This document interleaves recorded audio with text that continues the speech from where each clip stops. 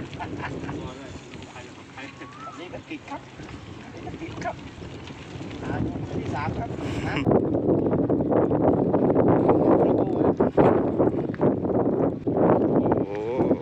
โอ้สวยครับโอ้ตะเพียนตัวที่2ครับแต้มที่2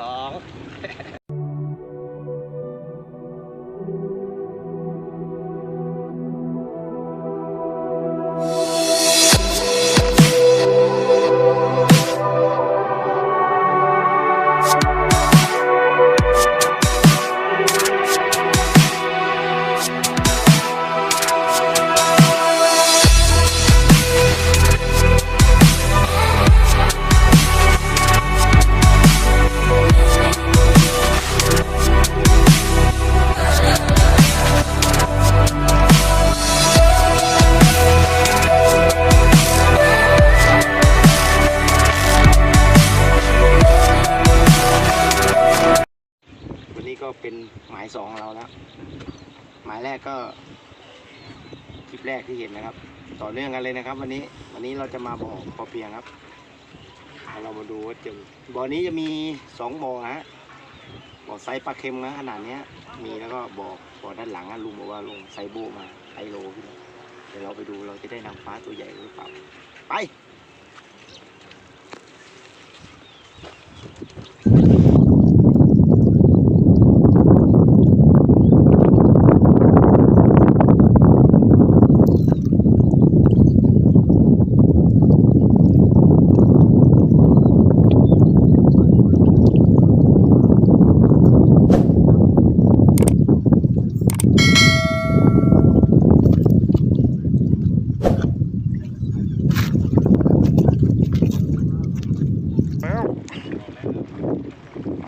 1 แต้ม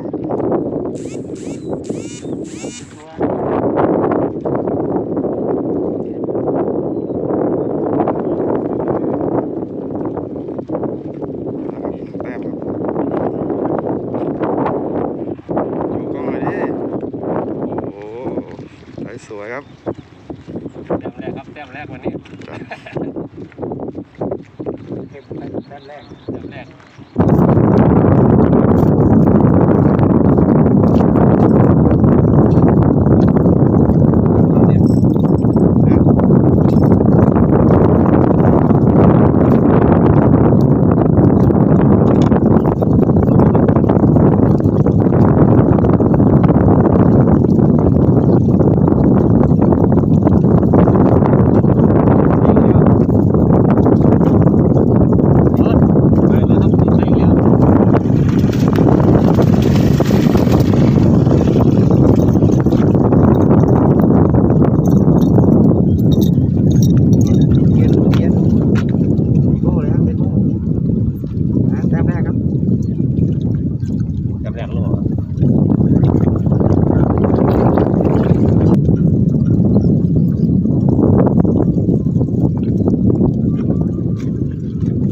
คันนี้หัวหน้า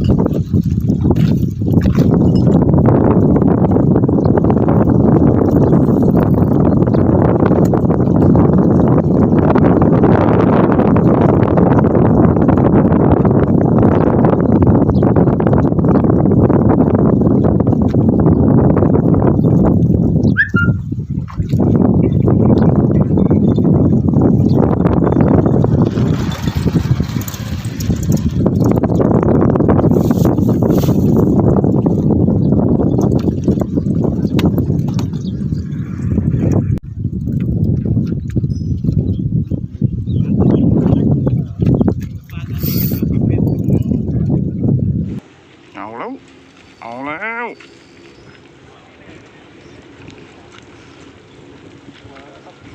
มาแล้วมาแล้วมาแล้วมาแล้วมาแล้วมาแล้ว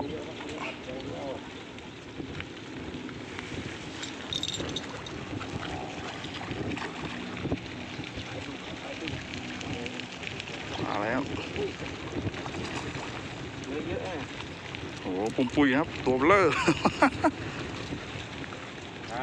ตัวที่สองครับแต้มที่สอง ใสสวยครับ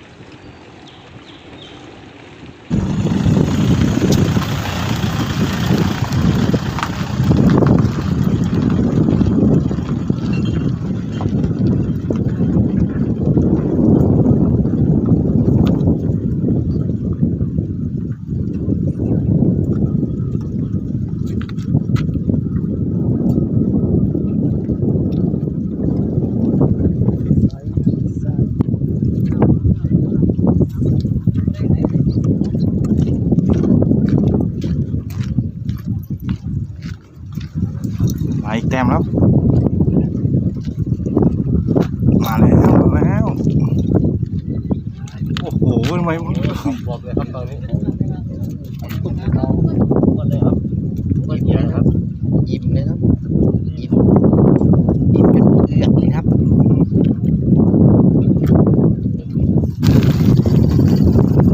คืนเนี่ย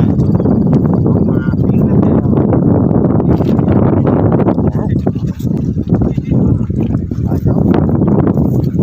แต้มเอ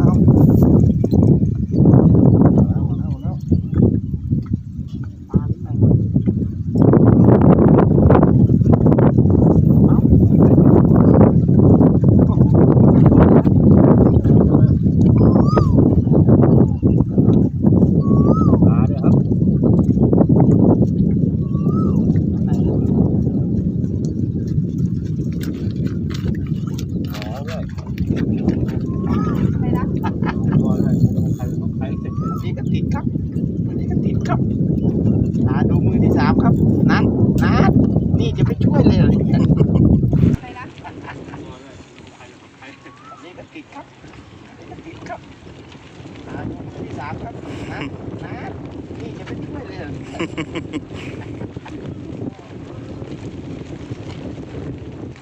มาครับมาครับมาแล้วมาแล้ว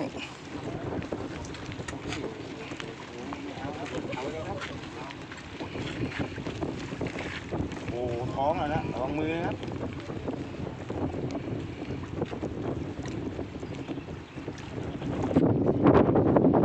พอไหม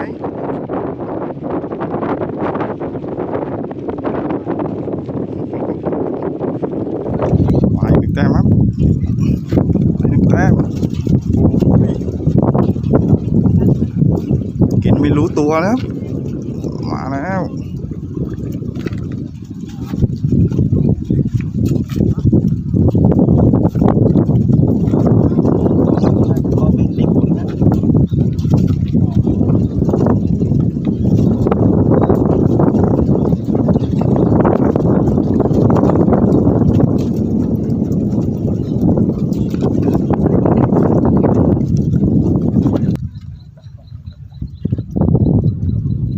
มาอีกตัวนะครับมาแล้ว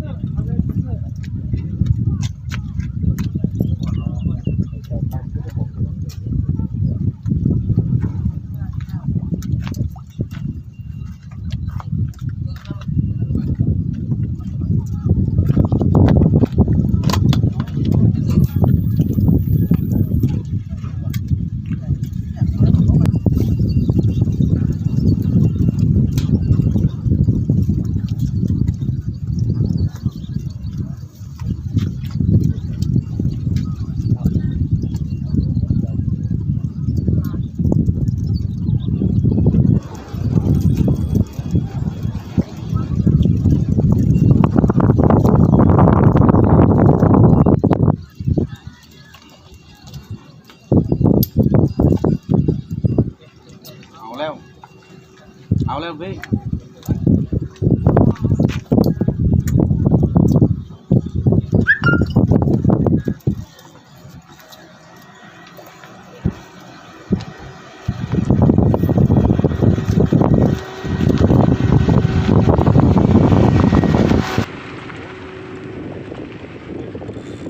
ผัดกัน ที่กระพงเหรอ พันกันเด้อ ผ่านกันเอาปลาใครวะเนี่ยเอาทางนู้นกับทางนู้นเลย ไหนอ่ะ ทางนู้นกับทางนู้น ติด3 คันเลยเหรอ ไม่รู้ว่าปลาใครดูแยกกัน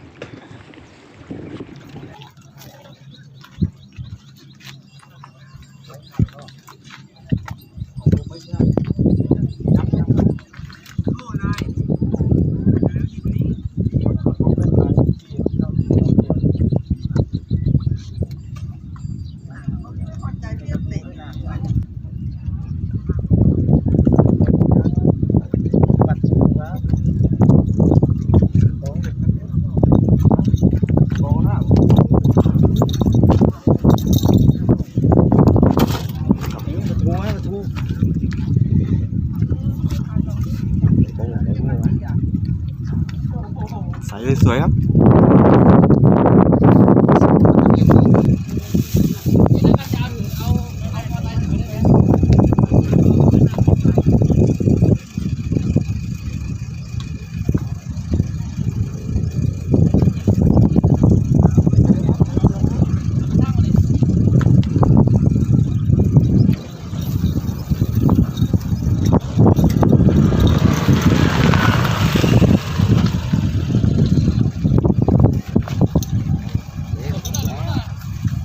เรามาอีกแล้วครับเก็บปลาเก็บ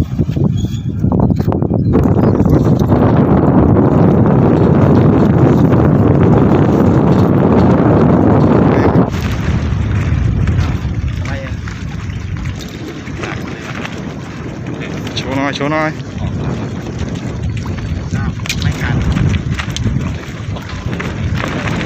ปุยครับ ใส่น่าจะเจลเม็ด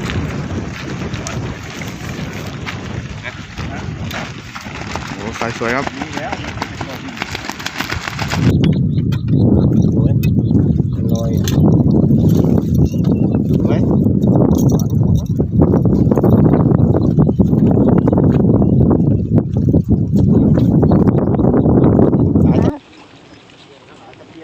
โอ้ตะเพียนไซส์สวยครับโอ้ย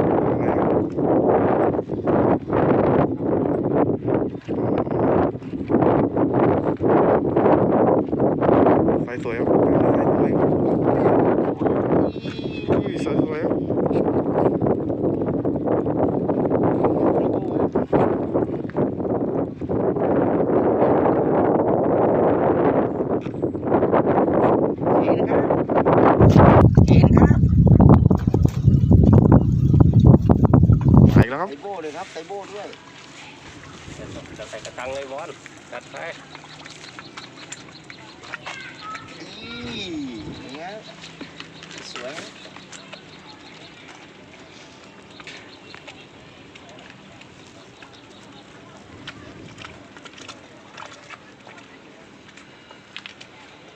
2 คันคู่ครับ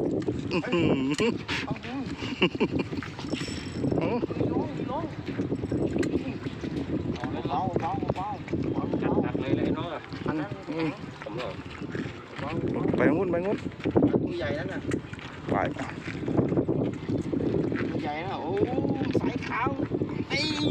ไม้เลยค ถ่าย รับ คู่หน่อยถ่ายคู่หน่อย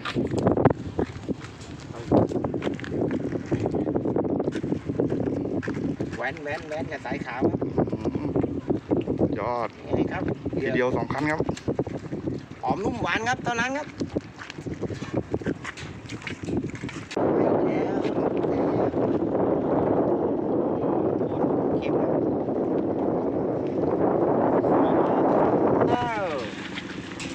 เค็มปลาเค็ม สุดยอดสายสวย อ้าววางถนัดข้างซ้ายเหรอ มาอีก 1 แต้มเอาจัดมาอีกแล้ว มา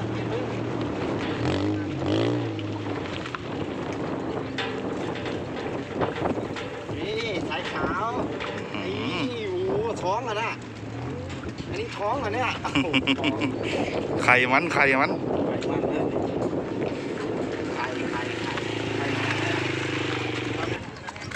ครับสายสวยครับ ฮะลูกพี่รับไม่เอาเหรอเอาก็เอาไปดิครับวันนี้เราก็วันนี้เราก็มาด้วยกัน2 บ่อครับบ่อแรกก็บุกลานนะชาติเนี่ยครับก็มีตัวนะเป็นก็ได้สวยที่เห็นนะเราไปแรกครับบ่อที่2แล้วก็มาบ่อเบียงนะครับช่างนะครับใกล้บ้านนะครับก็อยากจะมาตกคลิปให้เพื่อนๆนะนะครับตกปลานะครับก็จะสังเกตได้นะครับเราวัดขึ้นมาอย่างเดียวนะครับเราจะต้องติดปากมานะครับสำหรับเหยื่อนะครับไม่ว่าที่บ่อไหนนะครับก็จะติดปากนะครับสำหรับหมายปลานิลนะครับนุ่มหอมหวานนั้นครับที่เขาชอบของเราก็จะเป็นเน้นไปที่โฟมนะครับก็ฝากกดไลค์กดแชร์กดซับสไครต์นะครับฝากเป็นกำลังใจให้กับพวกเราทีมงานปฏิสิทธิ์นะครับ